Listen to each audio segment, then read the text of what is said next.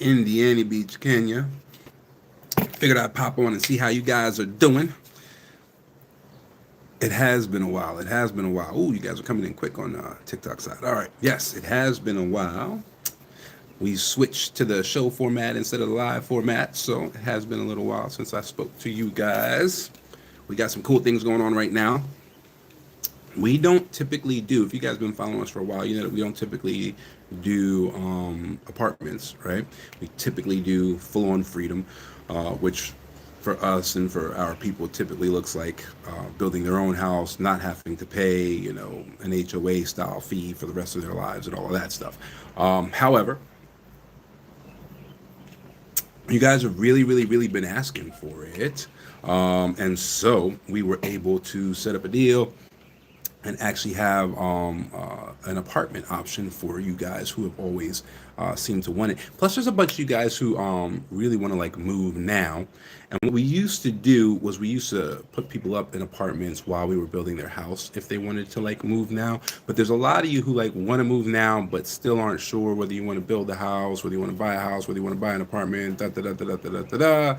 And so we were able to work with our apartment folks and get that squared away. So we're able now to move people as quickly as they want to move, right? So we can talk to somebody today and actually have them moved out tomorrow and in Kenya, just like that, right? So of course it's limited, right? We have a limited amount of that, but we set it up so that we are now able to go ahead and just say, oh, you want to come? Go ahead, jump on a plane. We'll help you with the ETA if we need to, but go ahead, jump on a plane, and we'll start processing the permit. The permit will be done before the ETA, which is essentially the visa. It's a new visa regime. Before that visa is, no longer valid, your permit will be done. So you come here as a tourist while your permit is processing, your permit's done, and we pay for the whole year in a furnished apartment for you. So then you get to hang out right across the street from the beach, Indiana Beach, and you got that whole year to figure things out, see what you want to do, and go forward from there. So fully furnished, get your TV and all that. There's Wi-Fi available. Typically people still go ahead and like buy fiber optic or whatever if they want a faster connection, but there's Wi-Fi available for free. And the only thing that folks are paying for is their own electric. That's it. So, and the system out here is a prepaid system. It's called a token system. So you buy electric as you need it, essentially, and go on from there. So AC units, of course, 2-bedroom units. So we have had some people want to come through with a friend. That's fine. And so that first year is fully paid. You will get a permit before your visa is up. And you are right across the street from the beach. Right across the street from the beach. You do have a private pool at the apartment as well. And yeah, you're just in the thick of it. So pretty cool option for folks. There's been a lot of folks who are just like, can I leave tomorrow? and typically our answer is no. Now, for a limited time, the answer is yes. Obviously, we don't have unlimited apartments, so it is limited while supplies last, if you will. And then, yeah, you'll get that 1 year. You can figure out, while you're here, whether you want to build a house. So you kind of have a couple months to figure that out because it typically takes us about 10 months to build a house. So if you wanted us to build a house and not pay for the next year's rent, then you'd have a couple of months to figure that out. So you'd have like 60 days to like, yeah, okay, I think I'll, just build a house and have it be done by the time I'm done with the apartment. Outside of that, at the end of the year, if you're like a digital nomad type and you just want to keep it moving, you can do that. You want to go back home, you can do that. You can do whatever you want. But we're able to get you moving quickly here because that really does seem to be a big push for a lot of you guys. So we decided to make it happen.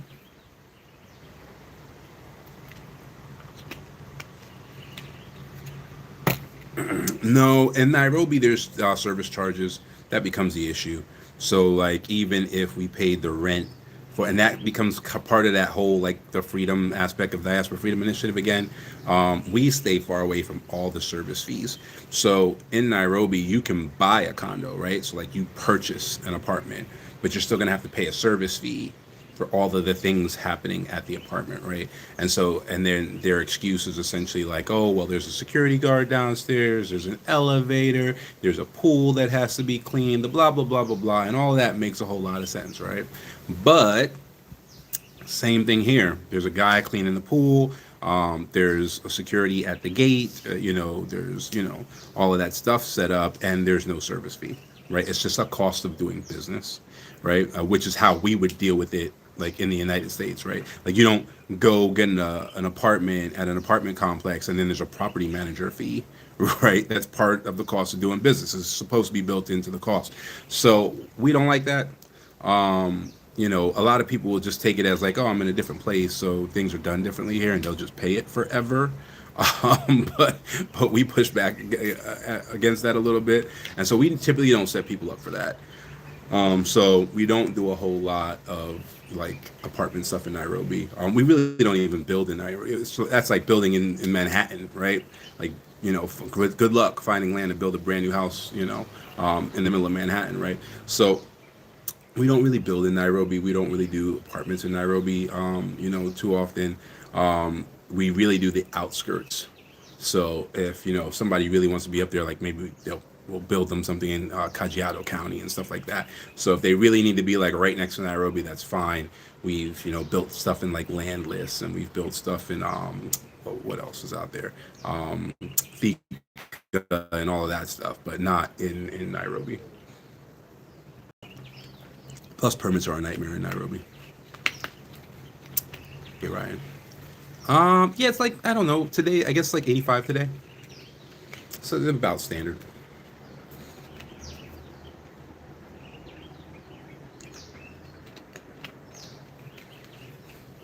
Absolutely not. I don't know who started that lie. Maybe it wasn't a lie back in the day, but Nairobi is a luxury city.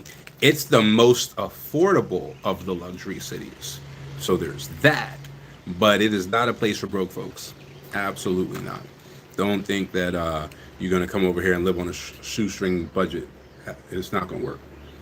No, it's not cheap. It's more cost effective for sure. Like for example, if you get a place in Gataiga, which is a really good neighborhood in Nairobi, you're looking at $3.5 million per acre. So it's luxury, but it's like a 30% discount. Because if you got that same place in Manhattan, right, now you're talking about 6.5 all the way up to 10, 12 million per acre, right? So you're getting like a 30, maybe even 35% discount on luxury. So it's not, you know what I mean? It's not the Philippines. It's not Colombia. It's not where you go to live on $100 a month. That's not what this is.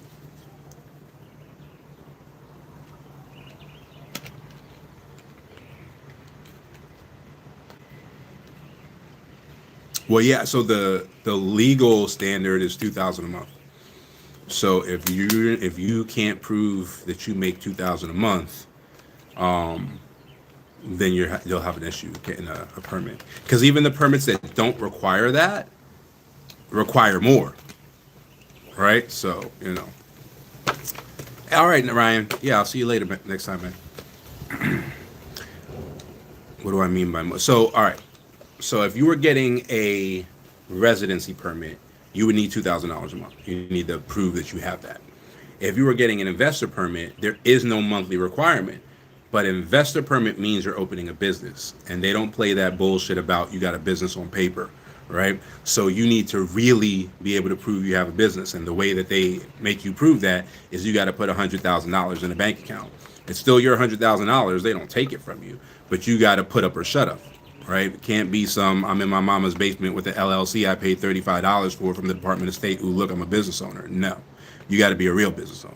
Right, so they just don't play games with that. So if you couldn't get $2,000 a month up, which is only 24,000, where you get 100,000 from, right? So, even though it does have a monthly income limit, it actually requires more income to qualify that way than the one that has the monthly limit. So, and that's just the government making sure that you don't end up homeless under a bridge somewhere, right? So that's the government telling you, like, look, we think it's gonna take you about 2 grand to be all right and to maintain, your status of living. And they're definitely right on as far as Nairobi is concerned. Like as far as Nairobi is concerned, you probably do want to be in that neighborhood in order to be comfortable. You can live for less elsewhere, but they're kind of basing everything off of the big city. So in Diani, you get more for the same amount, right? But there's not, obviously it's the same thing as like if you, I don't know, if you lived in Hoboken, I guess, versus actual Manhattan, your access to things, of course, would be reduced. You still got all the restaurants and all the all that, but the pure density of it all is going to be reduced, right? you know, you can be in Nairobi and like be okay and like have everything you need and whatever, essentially have DoorDash and Uber Eats and all of that going on. Or for probably 30% less, you can be in Diani and have a private chef and a live-in maid and a gardener and more land and you know what I mean? So it just depends on what it is you're looking for. But ain't none of it on some I'm gonna come over there with $200 a month and be all right. There ain't none of that. Not here.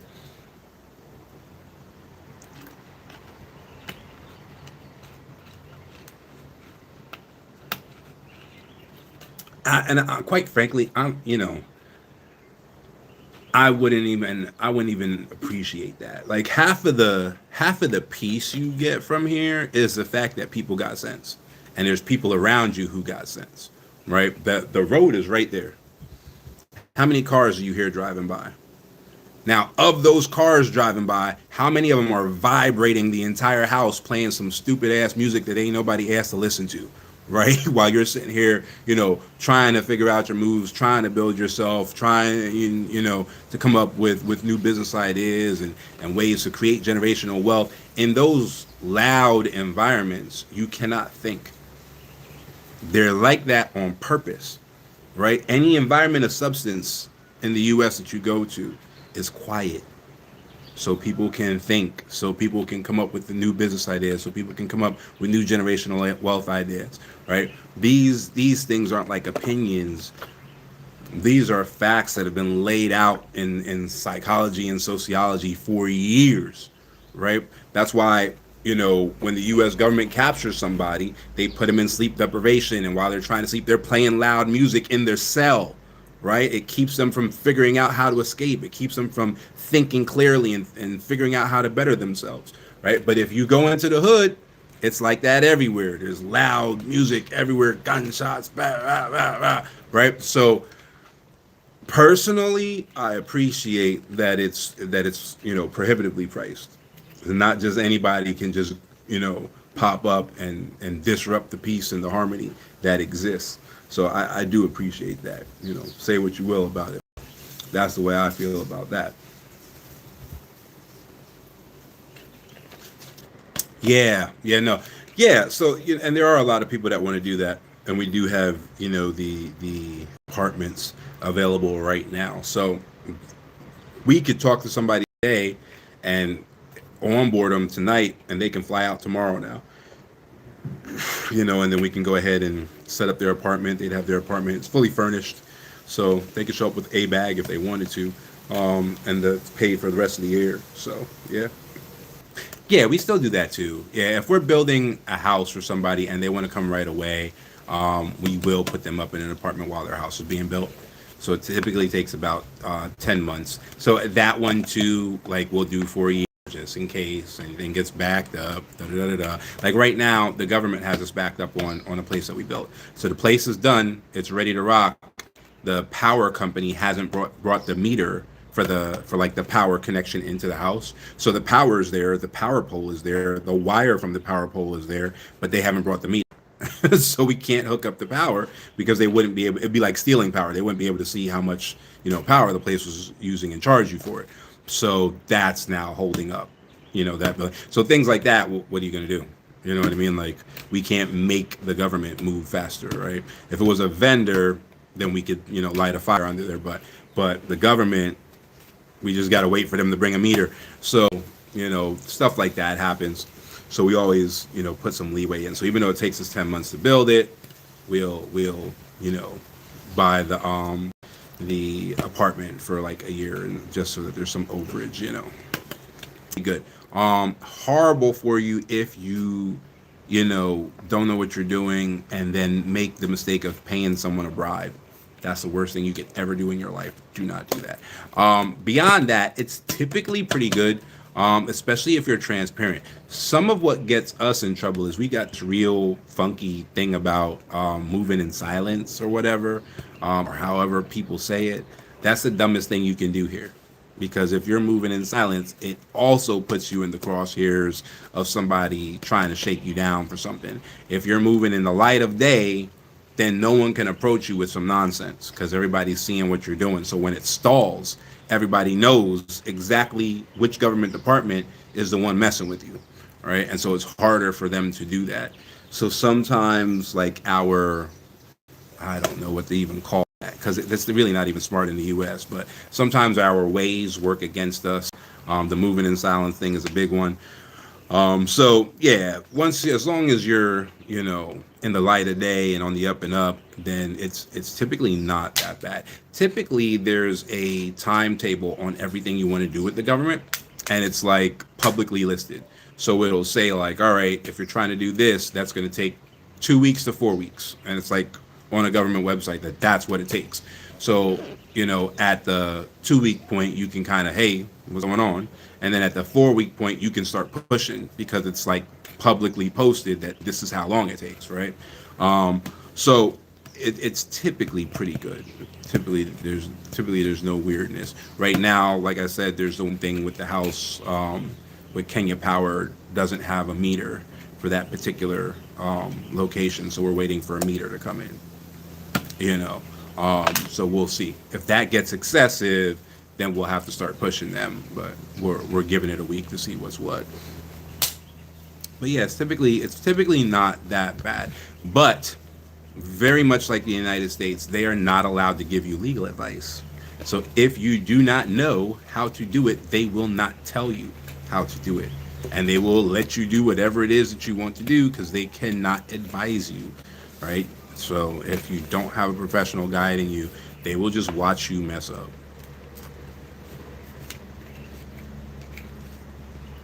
You see the process of travel around the continent.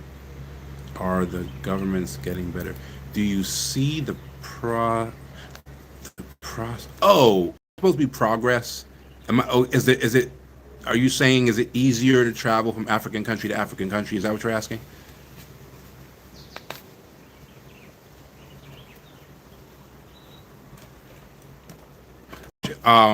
It's definitely easier in this region.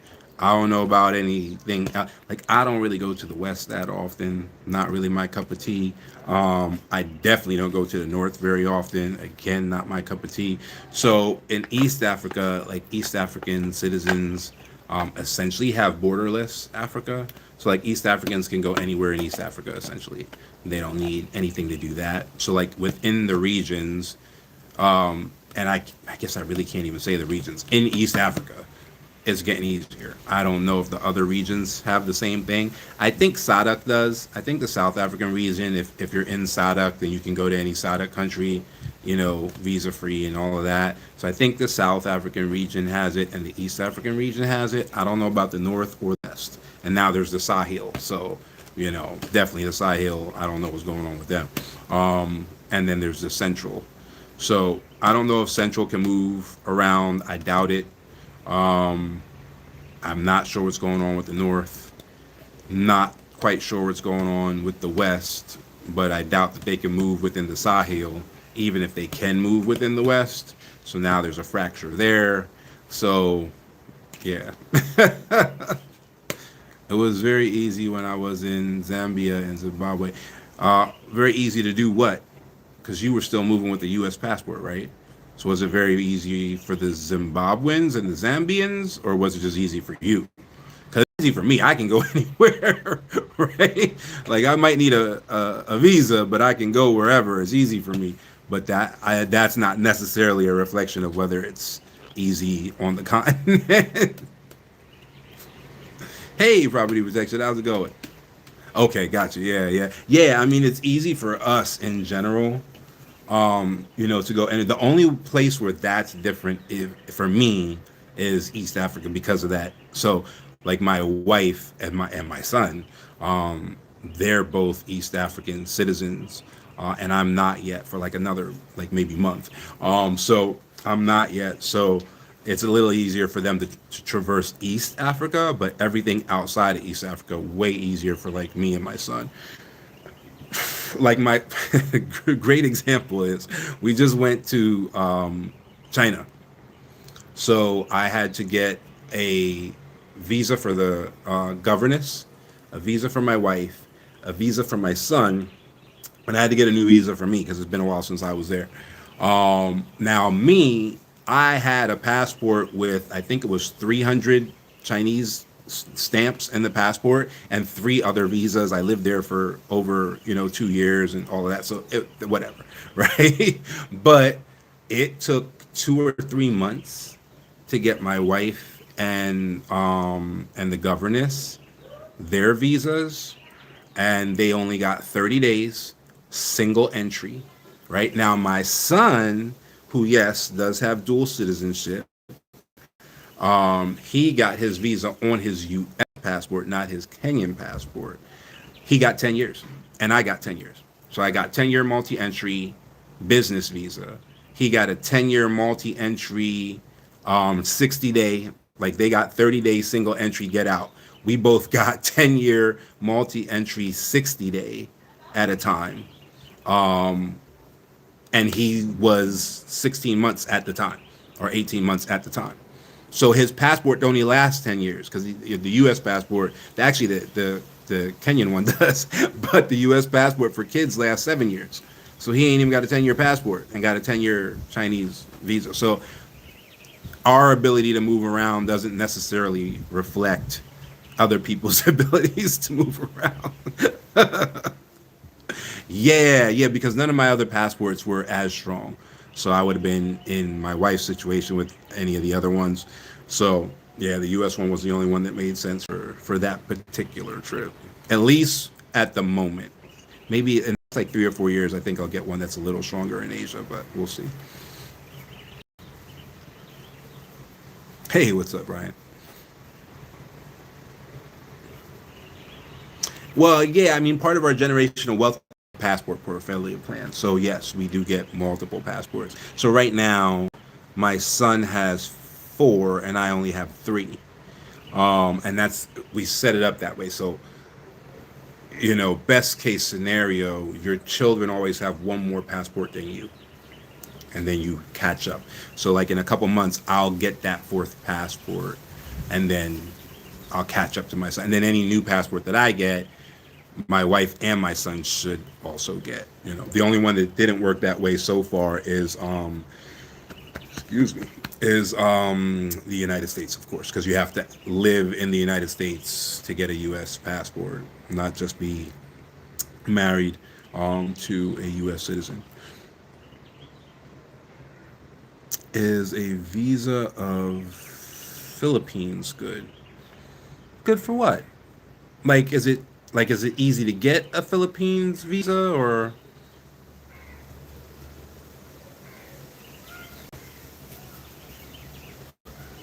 I know in the Philippines you can't. No, you're fine. Listen, I know it's early. You're okay.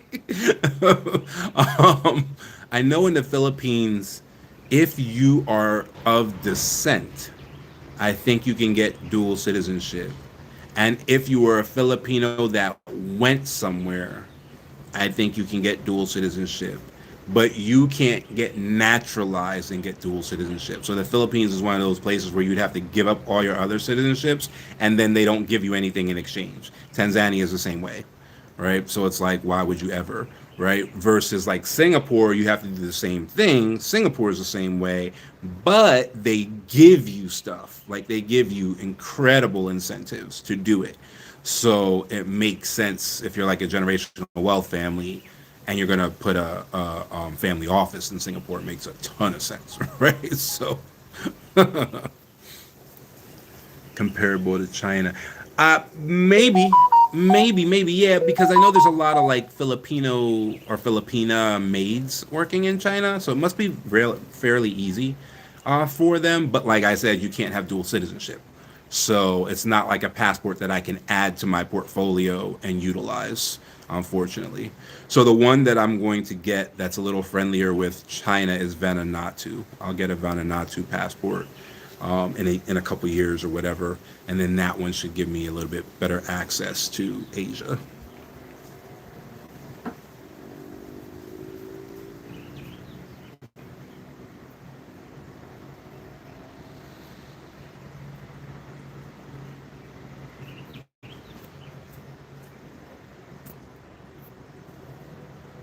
Where's Vanuatu? It's the best kept secret. It's the best kept secret. does does the Vanuatu passport require residency? No. Another one. It's Van, Vanuatu, and again, it's the best kept secret, right? Almost every single one of our passport portfolio clients has a Vanuatu passport. Um, their banking laws are great. Their trust laws are great for asset protection and all of that. And they're way cheaper than the Cook Islands, and less bureaucracy than the Cook Islands. Cook Islands and Belize are great if you got the money, right? But you know they're expensive because they know it. They wrote their laws in such a way that it would be illegal anywhere else, and your level of protection is way above what you would get, you know, with any legitimate trust. And that's what typically happens. Typically, like U.S. courts will rule that like the trust isn't even legitimate because of the amount of control it allows you to have, and then still protection it allows you to have, but it's still offshore. So it, you know, to a certain extent, it doesn't matter if it's set up the right way. But it's just expensive. Like they know what they're doing. They force you to have a local trustee. You're not allowed to have like your own trustee. That trustee has to be licensed. That trustee knows that like what are you going to do?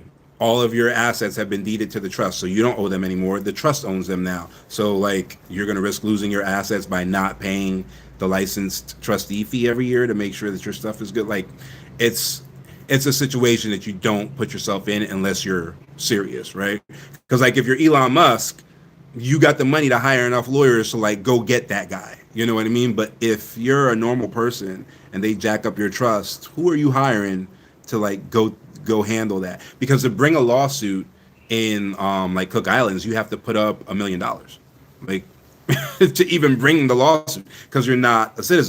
So to use their legal resources, you can't even bring the legal action without putting up the $1 million bond, right? So and that's the whole point of it, is that a creditor can get a judgment against you, and then your stuff is over there, and then they, typically what people do when you have an offshore, protective vehicle is they take the judgment to that country and try to file the judgment in that country to break your protection.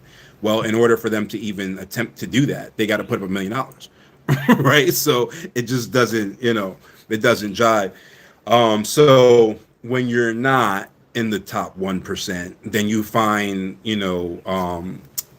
jurisdictions that simply don't respect the court orders of or other jurisdictions, and they rule that you don't have standing in their judicial system to bring an action, right? So kind of the same type of situation, right? But it's not blatantly set up to just protect you whether you're right or wrong, and so on and so forth. So yeah, yeah, property, yeah, it's pretty wild, but it really is expensive. Like if you're not willing to probably pay around $300,000 a year in upkeep, which means what? You got to be protecting 30 million at least, if not 300 million. You know what I mean? So it's just one of those things where, like, yeah, it's great. People talk about it online and all of that stuff, but it's not for your average Joe. Absolutely not. For your average person, Hong Kong, Seychelles, Mauritius, even the Isle of Wight in the UK. The Isle of Wight's a little trickier, but even the Isle of Wight, Singapore, those places make way more sense for like the average Joe.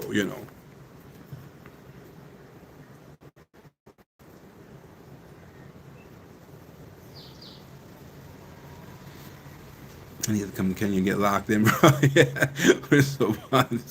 Yeah, I mean, but it's a lot of that stuff requires you using a different jurisprudence, right? And so if you're in the UK, US trust might work for you. You know what I mean? And then, of course, it depends on the state, right? So at that point, now you're talking about Wyoming, maybe North Dakota, maybe Nevada. You know what I mean? Like specific states might work really well for you. But if you're an American citizen, the problem is that you're under the federal jurisprudence, even if you're in the state jurisdiction. So if it gets to an appellate court, they can essentially just bust your trust, right? And so that's where the weakness, of the trust happens when it's domestic. And so no matter really where you are, you find, yes, Alaska, you're absolutely correct. I didn't even think of Alaska, but yes, you're right. So, you typically find, somewhere else for like your serious asset protection. But that doesn't mean that domestic trusts don't do a whole hell of a lot and aren't worth getting. They're absolutely worth getting. They just different trusts for different stuff, right? It's like different strokes for different folks. Different trusts are excellent for different things. Not every trust has to be irrevocable. Some trusts can be revocable living trusts. You can have an irrevocable living trust. A lot of people say any living trust is revocable. Yeah. So there's all kinds of things out there that are specific to your situation, but that's why you absolutely need a professional, to help you, figure out what thing works for you. And a real professional will also tell you when you crossed their boundary, and not their boundary is like you've insulted them or you've disrespected them. Their boundary of knowledge. So if you start getting into whether something is going to affect your homestead exemption, right, in a state that none of our lawyers know anything about, we don't even know if that state has a homestead exemption, right? We're going to tell you like you just crossed the boundary of or a lot like our lawyers are Kenyan, lawyers. We have, appendant agreements with Seychelles attorneys and Mauritius attorneys. And so there's, things that we can do in other places. Hey, TM, how's it going? Take your place in VIP. But once you cross the line of that expert's knowledge, they will immediately tell you, I do not know that. I don't know how to do it. I don't know how it would affect you. So you need to go get somebody local to work, on that. I give you the perfect example. We had somebody that was setting up a trust over here, and it was supposed to be connected to a trust back in the United States as well. And they had a property in the United States. And there was a bunch of stuff that they wanted to do, right? So there's a bunch of technical stuff in here that I won't get into. But long story short is, oh yeah, Africa treated me great, brother. Long story short is, they needed to have the property be owned by an LLC that was owned by the trust on the U.S. side. Okay, now the way that we might accomplish this is with what's called a warranty deed. You can also use a quitclaim deed, right? That's typically how we would deal with that, right? I appreciate that, TM. That's typically how we might deal with something like that, right? But their house was in Prince George's County, Maryland. Because of that, there's a county ordinance that prevents them from using the quitclaim deed. They have to go through this whole process with a title company and like a local attorney and all of this stuff to get that house into that LLC, but they can't do it the way that we would have done it, right? And then why would we even know that, right? Why would we have a Maryland expert, much less a Prince George's County expert, right? So that's why when you're doing those things, especially with real property, you not only need like an American expert, you need somebody from your city. You need somebody who knows the city ordinances, the county ordinances, the state ordinances, and then most of the federal stuff is pretty, general, but you need somebody local or somebody who works in your state, often, so even if the lawyer's not local, if they pass the bar in your state, but even then, you need them to sign off that they've done due diligence and they know that there's no special situations in your county or your city, because there might be, right? And so they really ended up jamming themselves up because they didn't look into that. Luckily, the courthouse wouldn't let them file the quitclaim deed because that's what they were trying to do. And the courthouse was like, you gotta, oh no, it was completely paid off. Yeah, completely paid off. So that was a beautiful thing for them. But even with that, they should have equity stripped it first, because when they tried to just put it in the LLC, because once it goes into the LLC, in order to get equity out of it, you might be in a situation where now you need business credit, right? So they should have equity stripped it first and then put it in the LLC if they wanted, to do that. But it ended up being a whole big mess because they tried to not get a local professional. And I'm telling you, they were really, really lucky, because I tell you what, most county courthouses will be like, I'm not a lawyer. I'm not giving you no legal advice. You know what I mean? You want to file this document with the proprietary? You can file this document with the proprietary. That don't mean nothing. Doesn't make it a valid document, or it doesn't make it a legal action. They'll still stamp it. You can file it if you want to, but that doesn't mean it's going to accomplish what you think it's going to accomplish. So you definitely need to make sure that your local person is in place. Took the money from the equity out and then lock it up. Yes, yep. And even, I'll tell you what, Momo, and again, this is very general, right? This might not apply to you at all. So definitely speak to those professionals in your area and in your neighborhood. But typically for us, we don't even put real estate trust directly, right? Because we don't want somebody to slip and fall on your steps, right? Like, for example, in Berks County, Pennsylvania, there's a county ordinance that you have 24 hours to clean the sidewalk in front of your house when there's ice. And if someone slips and falls on the county sidewalk, right, it is your house, your homeowner's insurance that got to pay for that. If, it was beyond the 24 hours after the snow had landed. So we had folks that were out here, right? They had a house there. They were, but they were here in Kenya. So they didn't clean up the sidewalk in 24 hours. Someone slipped and fell, right? And their house was in a trust, and that trust had some change in it. Who owned the house? The trust owned the house. So who, the person that slipped and broke their leg, who they going to sue?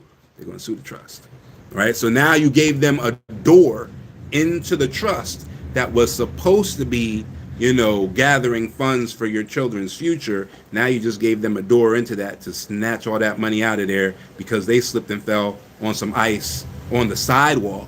But you happen to live in a county where the law says that the sidewalk is your responsibility after, snowfall. Right? right. Oh yeah, it is crazy. The ordinance was horrific because you can't tell nobody to get off the sidewalk. You can't say this is my sidewalk. They can it's public property, right? But they got this ordinance that if somebody falls in the sidewalk in front of your house, if it's past 24 hours that ice came down, you are responsible. Not everywhere has that ordinance, right? So that's why you still got to look at your local, whatever. But a lot of cities and a lot of counties have a similar ordinance that, the sidewalk directly in front of your house is your responsibility. A lot of times, like I know in Florida they have it, but they have to give you notice. So if the city or the county didn't give you notice that the sidewalk is broken and there's a hazard, then you have 24 hours to correct after the notice, right? Or however many hours they give you, there's a time frame, right? So, there's that. But in this one, the law was Very straightforward. After the last snowfall, so after the ice and or the snow stops, the clock starts, and 24 hours after the last snowfall, you have to have that cleared and cleaned up, or it's on your homeowner's insurance. Now, their homeowner's insurance did cover it, right? So I don't want to give you a doom story like, oh, their kids didn't have a future because of some snow. The person's injuries wasn't enough to get past the homeowner's insurance. So the homeowner's insurance did cover it. But they could have came back. You know what I mean? They could have came back and decided to, to not settle, with the insurance company and to sue and say that the injuries went beyond, the offer and blah, blah, blah, blah, blah. So those things can happen, right? So we typically leave it in a local LLC. And that LLC is typically owned by the trust if it's going that way. You letting them know? You letting them know about that LLC? Huh? You letting them know? You just woke up? Where's your nanny? She didn't hear you wake up? Hmm? So yeah, typically when it's the other thing is we've seen situations where a local judge will get ticked off that all your stuff is protected, but you have that local real property in their jurisdiction, so they'll just seize it. It's an illegal seizure, but now the only person who can fight the illegal seizure is the owner. Who's the owner? The trust. So now the trustee has to leave the safety of the international jurisdiction, come into that judge's jurisdiction where he can hold them in contempt physically and throw them in the county jail until they do what he says to do, right? And go from there. So then they end up getting you, right? Like, oh, okay, well, yeah, have somebody come claim it. You're saying I seized it illegally. You don't have standing. You don't have standing to come, claim it because it's not yours, right? It belongs to the trust, right? You can't have it both ways. Can't have it both ways. So if it's not yours, then you don't have standing to bring an action to get it released. So have the owner come get it. Right, so now you're in a predicament. So cars, we don't typically put cars in generational wealth trusts or asset protection trusts. Typically, there are some other trusts that you can do that with, but typically we don't put them in those two types of trusts. Houses, same thing. Now, if it's equity stripped commercial real estate, then maybe yeah, right. So if you have a business, bakery, even if you have like a commercial like rental facility, right? So more than 4 units, right, in one building that's being rented out. If it's as long as it's equity stripped, then that might be okay, right? Because then the person in the first position is whoever, like an apartment complex, yep. The person in the first position is whoever you owe the equity to, which hopefully is a title company you own, but that's alive for another day. But whoever you own the equity to, or the debt to, they're in the first position no matter what, right? So anything else that might come up, that person is in the second or possibly even third position, right? So then that's a different, story. But outside of that, we typically won't put that stuff in there.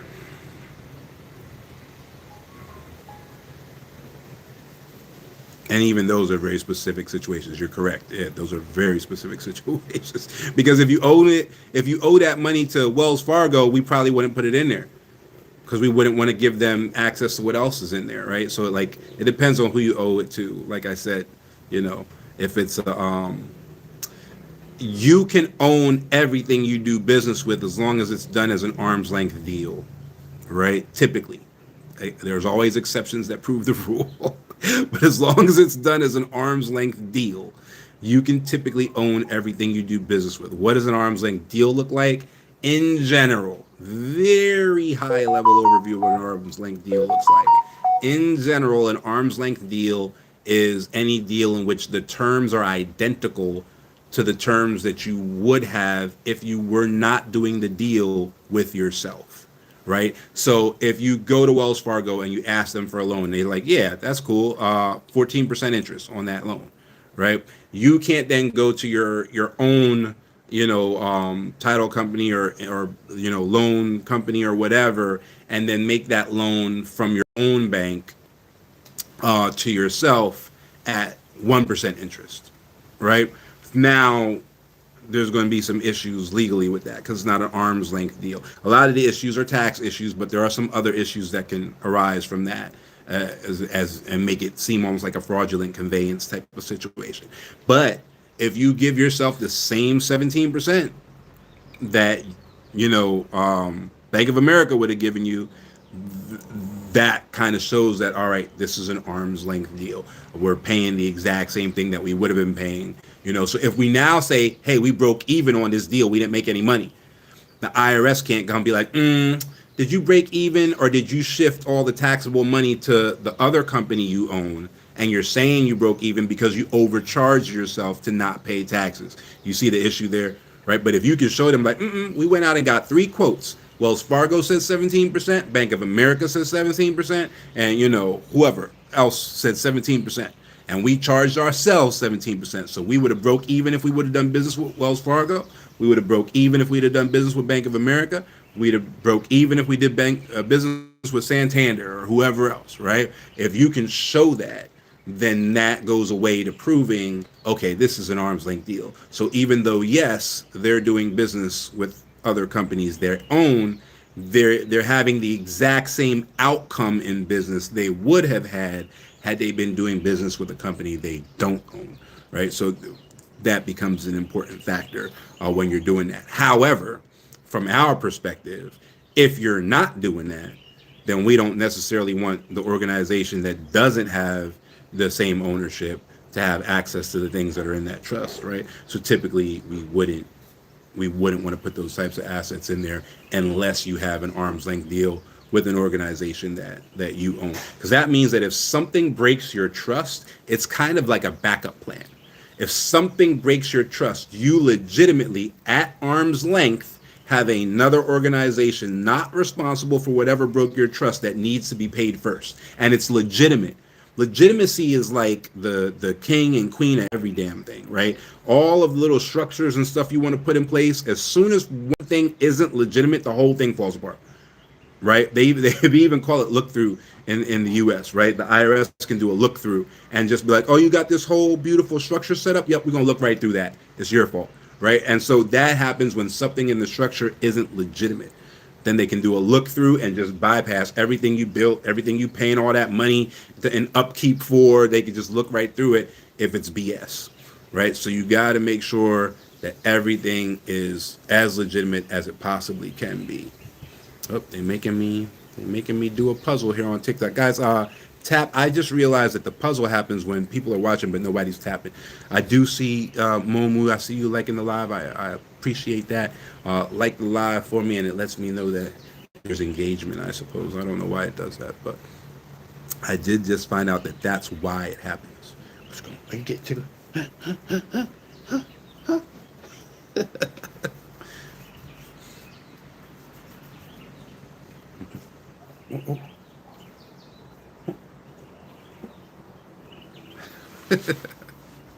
Lily, can you bring me a water, please? Thank you.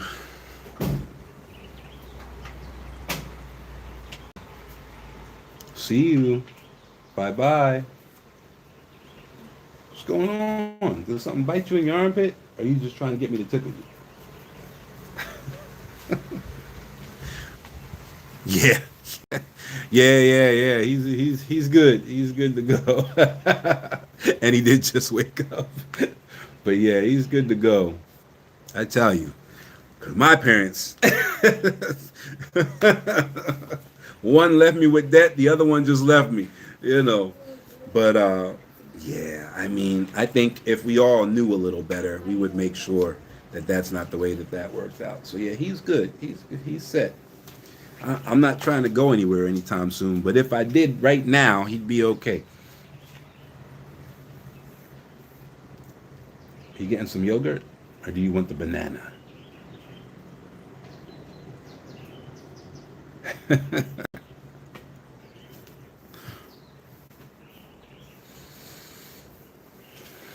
No, we just started talking about this, not about trust. I was just seeing how you guys were doing, really. We do have the couple apartments up, so folks that are looking to just relocate take a year off, stuff like that, want to come out here and hang out for a year, they are able to now onboard with us and immediately move out here, and they'll have a full year of their apartment rent paid in advance. They'll be living directly across the street from the beach and all of that. And then they can kind of make their decision from there. So that's really the only announcement that I came on for. But I mean, the trust thing came up, so why not? I've actually been on here way longer than I thought I'd be. It looks like I've already been on here for 57 minutes. Jeez, time flies, huh? That is the key, brother. We have to learn how to play the game instead of, no, that's 100% the truth. That is 100% the truth. Yeah. There's so much, I don't even know what to call it, man. I typically when I go off live, maybe I spend like 10 minutes flipping, through the thing because it's in my hand, right? And I see so many dead conversations. And it's pretty easy to figure out whether a dead conversation is happening because you just ask yourself like, oh, okay, cool. What's the benefit going to be at the end of this conversation? And if there is none, then you're wasting your time, right? It's a dead conversation, right? And I see so many dead conversations with 300, 400. I've even seen them with 1,200, 1,500 people in them. Just utterly dead conversations that mean nothing, right? They might be arguing, and then you ask yourself, all right, well, if side A is right, if they win the argument, what benefit happens for me personally, for the community as a whole, globally, for humankind? And the answer to all three is nothing. If the other side wins, if they're right, the answer is still nothing. So no matter which side of this argument comes out ahead, nothing in the world is improved. That's a dead conversation, and I see it all the time. It's horrific, and that's where people are spending their time, and that's where people are spending their money. And then you go in there, there's like gifts going all over the place, thousands of dollars, because somebody told a woman she didn't have enough value, or somebody told a man that they're acting like a woman or something. That's the conversation for 10 hours. People arguing, sounding like pure fools for 10 hours, online, throwing money back and forth with no benefit to the community at all. It's sad. It's heartbreaking. It's disheartening. I don't know. I choose to believe that it is an absurd minority, and that it's a minority of people who have nothing better to do and nothing else going on, right? And so, because there's certain people that every time I open this app, they're live. So I'm like, well, wait a minute. Are you live 16 hours a day, every day? Because literally every time I open the app, they're live and arguing about nothing. And I'm like, that's pretty interesting, right? So I don't know, man. It's definitely a bad look. It's not looking good. It's a sigh. I hear you, Taylor. I hear you. I hear you on that. It makes little to no sense. Yes, sir, you're really correct too. People get trapped in bottomless arguments. Yeah. I'm with you 100%. With you 100%. Most of them, I literally block them on sight. Like if they're arguing about something ridiculous, I will erase it from my algorithm immediately. I fly by game lives where people are making money. Okay, I mean, fine. You know what I mean? Okay, because they're obviously working though. You know what I mean? So like if you choose to pay them to watch them play, or I actually, and I wish I could find them. There were these people that were going live. I caught them once, and they were actually doing like plays. So it was like 4 or 5 of them, and they were like doing Hamlet, and they, like people were gifting them, and like, so they're working. You know what I mean? Like you would tune in. It was like, I don't know. It's, I guess it's kind of like seeing PBS or something. You know what I mean? So they're doing Othello, or they're doing Hamlet, or they're doing, so they're working, right? But then I see like what Taylor's kind of talking about with like the psyop type stuff, where people sound intelligent, and if maybe you have no experience in that field or you've never been to the place they're talking about, it seems plausible what they're saying, but everything they're saying is misinformation. And then you're like, okay, well, is this a person who just like lives vicariously through Wikipedia and they think they're correct? Or is this a psyop? Like, like Taylor said, those are the ones that are wild. And the fact that I see them so often, I don't know what's going on there. And then the thing happened with Twitter where it showed that all the accounts were like in Russia and Israel, and you know what I mean? And so it's like, and that's the only social media that like does that. I guess Facebook to a certain extent, if they run an ad, then there's this like transparency thing that pops up and you can see where their account is. But those are the only two I know that do that. So you can think you're talking to anybody, and it can just be a game being played from India or whatever. So some pretty interesting things, but I tend to not give them any of my energy. At least you get something for your time versus dumbed down arguments about alien. I know that's right. I know that's right. Or like the people who are playing the piano, or like the violinists, or like it's automatic. They're working.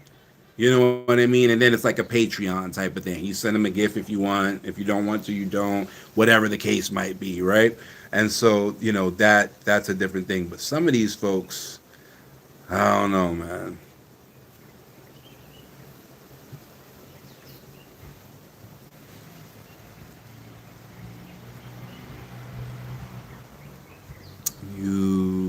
Your job is the what?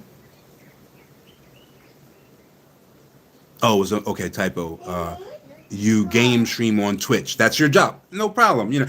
But it's obvious. I think that's the difference. When they're obviously working and someone appreciates it and they're paying you for your work, whatever, man. You know what I mean? Like, but these weird kind of pseudo intellectual things that are really just misinformation and these political, it's weird. Take care, bro. Always appreciate your lives. I'm still coming. I'm getting ready. No problem. Take your time. I'll be here for sure. So I'll see you when you get here. What do we got going on here? Who is this?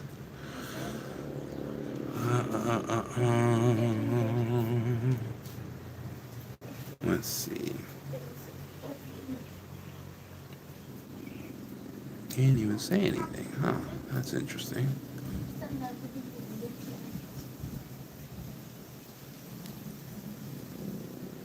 All right.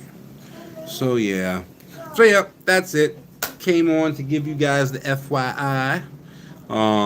Let you know what's going on here in Kenya. You can check out the website.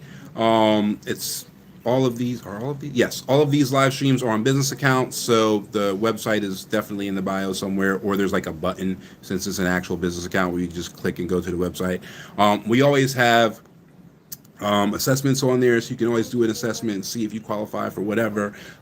If you want to come out here and get that 1 year of paid apartment going, it's a 2-bedroom apartment, so you can bring somebody with you, and you guys can split it.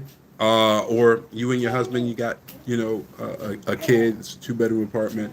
At least that's what we have in stock right now. So that would be paid for the year. You're directly across the street from the beach here in Diani Beach, Kenya. You can get a feel for that, and you'll have your permit. Go ahead and process. So you'll have your permit taken care of, but you'll also have a free apartment here at the beach. On what's called the first row. So first row is the row that touches the water. Right now, your apartment doesn't touch the water. Right? But you're in the first row, so you can literally smell, hear the waves. You walk less than a minute and you're on the sand, right? So that is what we're doing for you guys right now.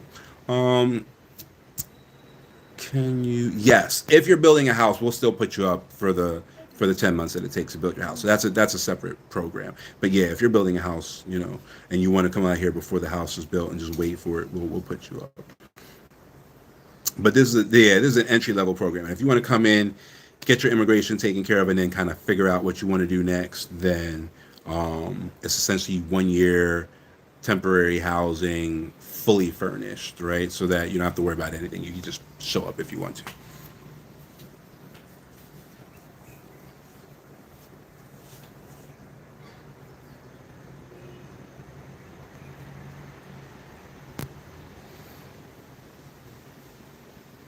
Sure. Yeah. Yeah. Yeah.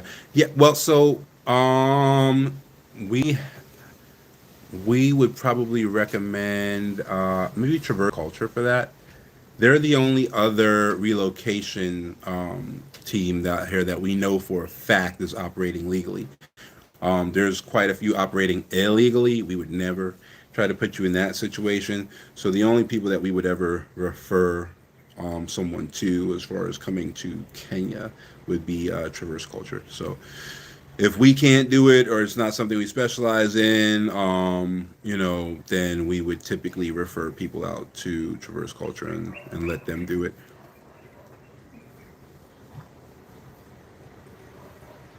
Nah, it's not really.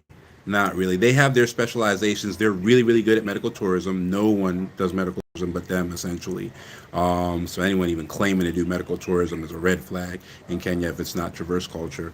They're really good also at cultural integration. So if you're doing like a big cultural, like maybe spiritual type of thing, they might fit you better than us. We deal with a lot of like entrepreneurs, a lot of go-getters, a lot of like ready to rock folks that are ready to go, right? For example, people are asking us like, hey, if I jump on a plane tomorrow, do you have a package that you can just put me in an apartment and I'm ready to? This is why we have this package. Yes, we can now put you in a fully furnished apartment and you got everything and you enjoy your life at the beach.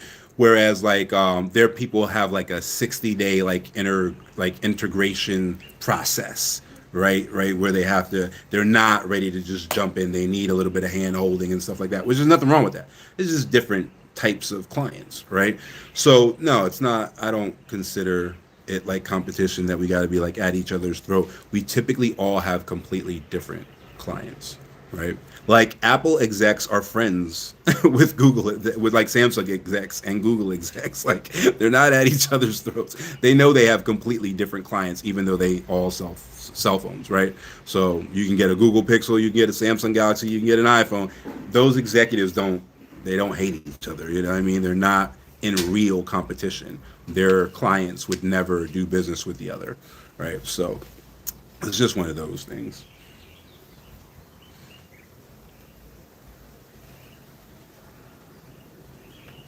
So they do, yeah, medical tourism. We don't. That's right. If we're doing medical tourism, we do it through them. That's right. So what do we do that day? Oh, so we do the trust fund work. So we do the generational wealth work and the trust fund work. We do the bond ladder work where people can come out here and never have to work again. So they can just come out here, quit their job, and relocate that way. So we have different ways of doing things that we specialize in. So we do things that they don't do. They do things that we don't do. So we send people, if someone's like locked into like the stuff that they do, we'll send them up there. Really, really solid team, 100% legit, not ripping anybody off or anything like that. So we'll actually, go ahead and refer them and like put our name on it. But we won't do that with anyone else. Not saying that isn't some other legit person out there, but we don't know. And our legal team hasn't vetted them. And so we won't refer our people out to anybody other than them.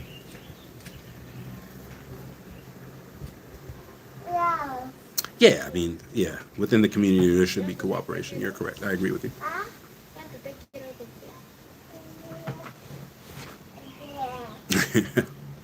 All right, guys. So, I think I'm gonna go take my son to the beach now that he's awake. Just wanted to give you that FYI. I have done that effectively.